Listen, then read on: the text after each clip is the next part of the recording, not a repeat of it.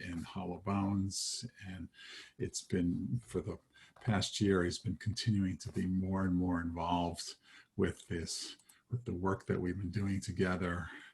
And I'm pleased to be able to listen to his wisdom today and hear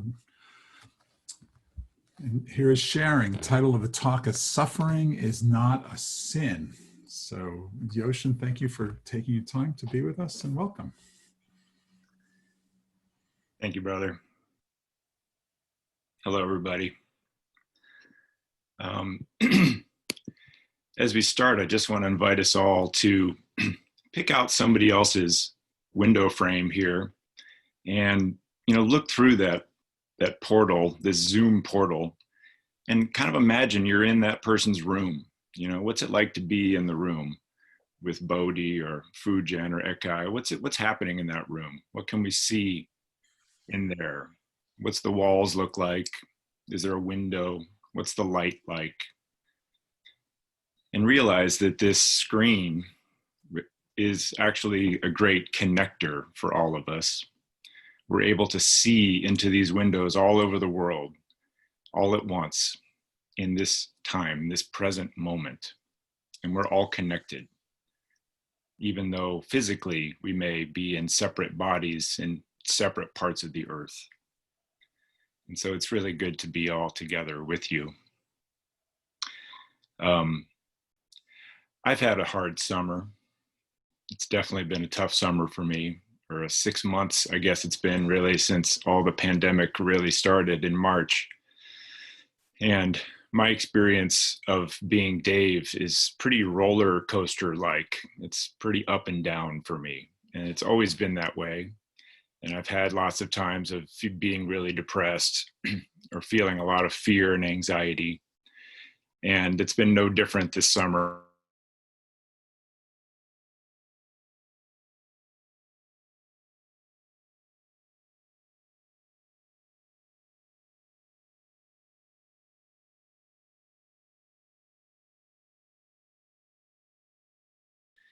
Bhikkhus, all is burning. What is all that's burning? And he goes on to list a whole bunch of things. The eye is burning. Forms are burning. Eye consciousness is burning. Eye contact is burning. And with the smoke in the air in the Bay Area, my eye contact has been especially burning lately. Like the very air around smells like smoke and feels like danger. It's all around. And it's not just in the West. The smoke is transporting back to the East, and now the hurricanes in the South, and all of the other myriad challenges that we're facing right now. The fires of racism burning through our culture, through our society. And we all smell the smoke. And it all burns our eyes. And so it's been a hard summer. And I'm reminded, I'm reminded of the meaning of the word trauma. What is trauma really about? And my understanding of trauma is that it's when something really intense happens and it changes the way I see everything else. My whole context is changed forever after. And so maybe there's a car accident or a shooting or a bomb or something like that. And forever after that, the way I understand the present moment is changed. It's different. And usually it means I feel less safe and I feel less connected and I feel separate. And I used to think that trauma was the thing that happened. It was the thing that happened 20 years ago, that bad thing. But that's not what the trauma is. The trauma is my experience now. The experience I'm having now, which has been affected by that thing that happened. And so my trauma is ongoing and real and happening in every moment. And that, I think, is what the Buddha is getting to when he says all of life, all of existence, all of this humanness is a struggle. It's uncomfortable sometimes. it's challenging. And sometimes the word dukkha gets translated as suffering. And I've been told that's maybe a very particularly specific definition. And maybe a bigger definition is more like, what is dukkha? It's like, it's life. Life is dukkha. It's life. It's hard. It's challenging. And it's beautiful. And it's miraculous. It's all of that. And so what's that initial big trauma that we all experience is being born, you know? And I happened to be at Anya's birth 19 years ago, and it was a really intense experience. It was a mess, you know? There was screaming and crying and pain and blood. It was everything. It was totally intense. And I never felt so happy ever to be in the middle of trauma as that day, to see Anya emerge as a person. But we've all experienced that. That's that fundamental separation from our mother. And I think in that, as others have observed, is the heart of a lot of what makes it hard to be a human, because right at the start, there's this separation. And then we start getting told the stories that's what's really true, that you really are alone, that it's just you, your little self, of a single person, a single atom in the universe, and you're all alone, and you've got to figure out how to work it out for yourself. And we get told that story over and over again. We get told in school, you got to stand up for yourself, and what's your name? Tell me your name, and then we're going to call you that name from now on. And don't do this and don't do that, and don't leave the house because it could be unsafe. And we get told these stories, and some of it is for the best of intention, to keep us safe, to keep us careful and together. And yet there's this repeated story that I'm alone and I'm separate. And when I get really quiet sometimes, and there's no distractions, and there's no Netflix and Facebook and the news and all the other things that I do to distract, when it's really quiet, and sometimes I just feel that. I feel that discomfort. And it's a body sensation. It's, for me, a feeling on my chest of a tightness, of a constriction. And I don't know what that sensation is, except that it's uncomfortable. And a part of me just doesn't want it. And that's when the stories come in about, well, what's it mean? Oh, it's loneliness, it's sadness, it's depression, it's fear. I put some story on that sensation, that somatic body experience. And then the next thing I tend to do is I want it to stop. I want it to go away. I don't want that. I don't want that uncomfort. And so I find the way to distract myself, to find that thing, to do what Rumi called my frantic running from silence. I've done so much of that frantic running just to get away from that sensation that something's not quite right. And so this summer, when I kept feeling that, I would start to criticize myself, like, you're a priest, Dave. You've been doing this stuff for a while. You meditate every day. You read all these things. You talk about stuff. You teach things. Like, what the fuck, man? Like, what's wrong with you? Why are you still so suffering? Why can't you get over this suffering? And, there's that thing Jumpo says sometimes, that the pain is inevitable and the suffering is optional. And I've experienced that. I see that, and I believe that, because sometimes I have been able to choose to just let it settle. But other times I don't get to choose. I just feel the suffering, and it rises up on me, and it can disable me, and it can paralyze me. And I just get stuck in that. And that's happened to me a few times this summer. And what sometimes happens then is when I do that, I go to this self-critic place, this place of like, oh, you're not doing it right. Obviously, if you're suffering, you're not doing it right. There's something wrong. Do it right. And I can be critical and difficult with myself. The same way if I'm meditating and I keep getting distracted, oh, wait a minute, come on, effort, effort, effort, do this. Except for it just turns out for me, the effort in the doing right and the pushing, it doesn't actually help. It just kind of makes it worse for me. It just adds to it. It's like it magnifies the challenge, it magnifies the discomfort, it magnifies this feeling that there's something not right.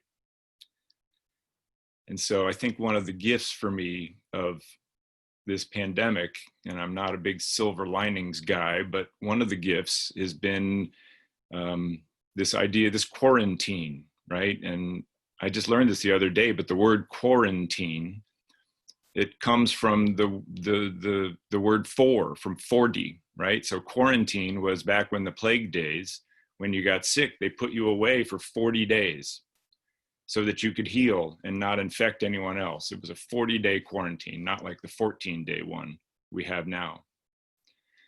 And so quarantine meant going out into the wilderness for 40 days and 40 nights, or into the shed in the back, or into the safe room. Just the same way as Jesus went out into the desert, and just the same way as the Buddha went and sat under the Bodhi tree for 40 days and said, I'm just going to do this. And so this quarantine has given me the chance to have to let go of a lot of my distractions, you know, to just, I don't get to go out to dinner, and I don't get to go do a million volunteer things and meetings and all the things that I do to really keep myself busy and feeling full. It's all just not happening. I'm in my house, as I usually am in my house. And so despite my best efforts, my frantic running from silence has had to stop. It just had to stop. I couldn't only run so far within the house before I'd hit a wall. And I started to realize I had, taken on this story that my suffering was a sin, that I was messing up. And I'm not even a particularly Christian person, but I think for those of us that grew up in the Catholic faith, this makes a lot more sense too. But even without a religious background, our culture is based in the Protestant ethic.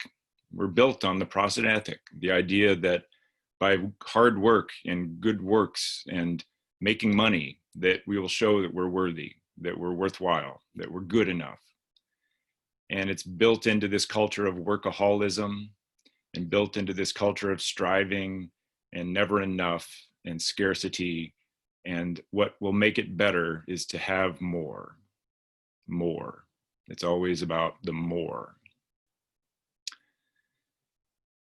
Except what I've noticed is that more doesn't actually help me feel better. It doesn't actually change that feeling, that sense of the discomfort, that sense of the constriction, the sense of like, I'm alone. It doesn't help. Maybe for a while I forget, but there's still that sense there. There's still that trauma, because I haven't really addressed the root. I haven't really addressed the real issue. And the real issue is that it's okay to have that feeling in my chest. Like, it's okay to feel sad and scared, and it's okay to not know what to do. It's okay to feel powerless. It's okay to feel like nothing I do is going to make a difference, right? These are all these stories, these thoughts, these creations that come up as a way for me to understand this feeling in my chest. And the more I try to push those stories away, the more I try to make them bad or stupid or foolish or delusions, any of those negative labels I put on those stories, I just give them a little more juice. You know, I just kind of pump them up a little more energy in those stories. And maybe another choice is instead to just do what the Buddha did, do what Jesus did, and just sit and be quiet and experience all that shit. Like, let it come up, let it arise. I have this image in my head. I always think of the Buddha as, completely together and calm. But like, what was it like out there in those 40 days, sitting under the Bodhi tree, right? Mara, the distraction demon, rising up all the time. He's like, bah, fuck you, Buddha. Fuck you, man. You can't do this. You don't got this. You've tried. You did 7 years of yoga. You did all the ascetic work. You fasted. You punished yourself. You've done all that stuff, and none of it worked. You think this is going to work? You think this is going to be it? And I can imagine the Buddha thinking to himself, Siddhartha, man, you're blowing this, right? You're blowing it. It's not working. It's day 35. You're still here. You're not enlightened. You're just still seeing that guy in the corner yelling at you. I imagine Buddha had a self-critic there. How could he not? He's a human. He had to wonder, he had to doubt, but he just kept sitting there and just kept doing it and kept experiencing it. Just kept experiencing that feeling of humanness, the feeling of like, I just want to be connected and I want to be together. I want to be not separate. I want to be the truth, which is all one. And we all get to feel that at various times. I know we've all felt that. Maybe it's been in Sangha. Maybe it's been an amazing nature place. Maybe it's been hugging your family. Maybe it's been having sex. Maybe it's been at an amazing rock show. I don't know. There's always these moments of just this effervescent aliveness, this joy, this gratitude to just be able to breathe, just another big breath. We all have that. And that's the real truth of things. It's that we're not separated by these little screens all over the world. We're actually all together. That there is no distance, there is no time, there is no separation. It's all just us experiencing this miracle of life. So the suffering is not a sin. It's nothing wrong. It's the gift. It's the gift that helps us to feel that moment of connection, bliss, and love, that moment of perfection. And if we're lucky and we practice and we keep at it, maybe we get to feel more and more of those moments and put more and more of them together so that we can really live and take refuge in this experience of being alive and having this brilliant, ephemeral, temporary moment, this, this just moment of breath, because it won't last long. It goes by fast.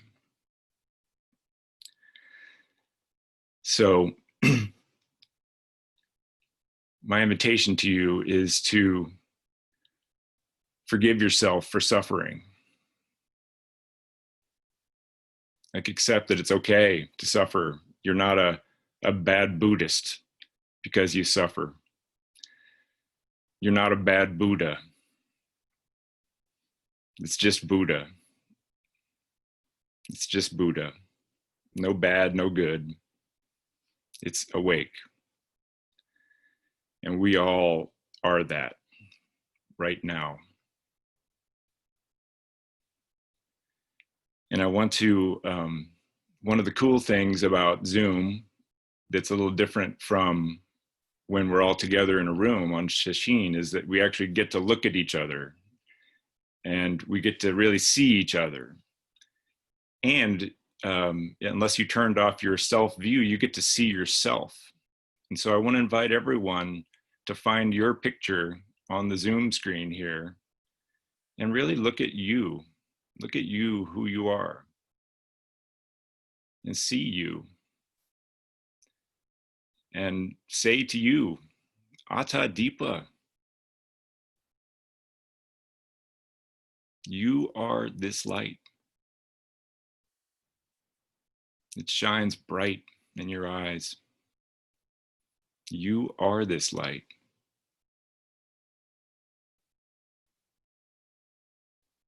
This awareness is embodied, and it's you. It's me. And with that embodiment comes some discomfort, because wearing these meat suits around, especially as you get older, they start to hurt more. They get a little creaky. They don't work quite the same as they used to. But in that discomfort is the aliveness and is the humanness.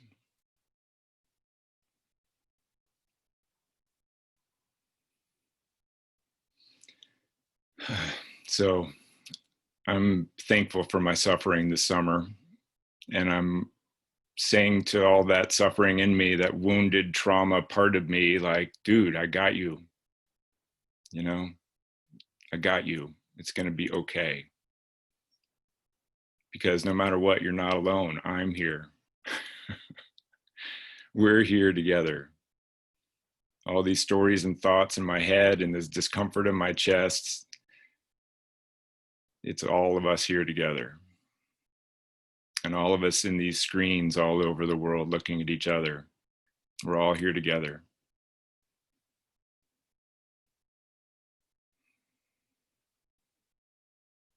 Ata Deepa.